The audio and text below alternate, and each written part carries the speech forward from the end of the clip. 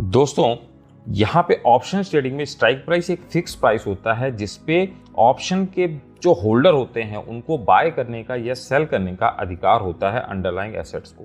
Call option के अंदर strike price एक प्राइस होता है जिसपे कॉल का जो होल्डर होता है उसके पास एक अधिकार होता है अंडरलाइंग एसेट को बाय करने का, और पुट ऑप्शन में स्ट्राइक प्राइस का जो धारक होता है उसको अधिकार होता है कि वो अंडरलाइंग एसेट को सेल कर सकता है। यहाँ पे एक एग्जांपल की सहायता समझते हैं। एबीसी कॉर्पोरेशन जो 1500 रुपए पे ट्रेड कर रहा है, 1500 रुपए की जो कॉल और पुट होगी वो एटीएम कहलाएगी, यानी कि एट द मनी। और यहाँ पे अगर इसको जो डिफरेंस है 1510, 1490, 1520, 1480, यानी 10 पॉइंट ऊपर 10 पॉइंट नीचे जा रहे हैं, ये स्ट्राइक प्राइस के हमारे डिफरेंस कहलाएंगे। अब अगर हम 1500 रुपए को एटीएम कह रहे हैं, तो अगर इससे हम नीचे की तरफ जाते हैं 1490, 1480, और अगर ऊपर की तरफ जाते हैं 1510, 1520, तो 1510, 1520 जो होंगे वो पुट साइड में इन द मनी होंगे, और जो 1500 से नीचे की वैल्यू होगी वो इन द मनी होगी कॉल के लिए।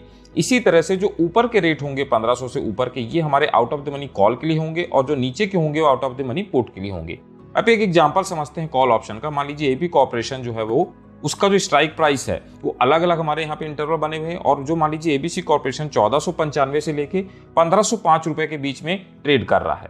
तो अब यहाँ पे जो 1500 रुपए की स्ट्राइक प्राइस होगी वो इसकी होगी एटीएम, 1510 की कहलाएगी ओटीएम, और 1490 की कहलाएगी इन द मनी की। ठीक है, समझ में आ गया आपको कि कैसे हमने बात की। अब एक दूसरा एग्जाम्पल लेते हैं।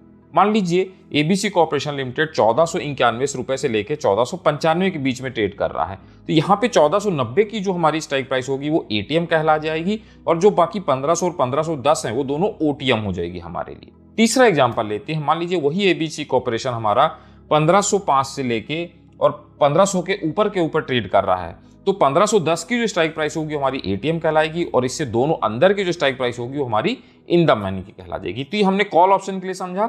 सेम इसी तरह से पुट ऑप्शन के लिए समझते हैं। वही एबीसी कॉर्पोरेशन लिमिटेड हमारा ट्रेड कर रहा है, लेकिन मान लीजिए अगर वो 1505 से लेकर 1495 के बीच में ट्रेड कर रहा है, तो 1500 रुपए की जो स्ट्राइक प्राइस होगी वो हमारी एटीएम कहला जाएगी, 1510 की इन द मनी, और 1490 की हमारी ओटीएम कहला जाएगी पुट ऑप्शंस के लिए। दूसरा एग्जांपल लेते हैं इसी एबीसी कॉर्पोरेशन के अंदर कि मान लीजिए एबीसी कॉर्पोरेशन आपका 1491 से लेके 1495 के बीच ट्रेड कर रहा है।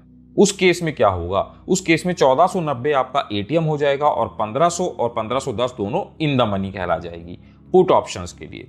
तीसरा एग्जांपल लेते हैं। यही एबीसी कॉर्पोरेशन लिमिटेड मान लीजिए 1505 से ऊपर ट्रेड कर रहा है, 1510 के आसपास मान लीजिए, तो 1510 की जो पुट होगी वो एटीएम कहला जाएगी, और ये दोनों इन द मनी हो जाएगी, हमारी आउट ऑफ द मनी हो जाएगी 1500 की पी और 1490 की पी। तो बहुत आसानी से आपने समझा कि कैसे हम ऑप्शंस को यहाँ पे रीड कर सकते हैं।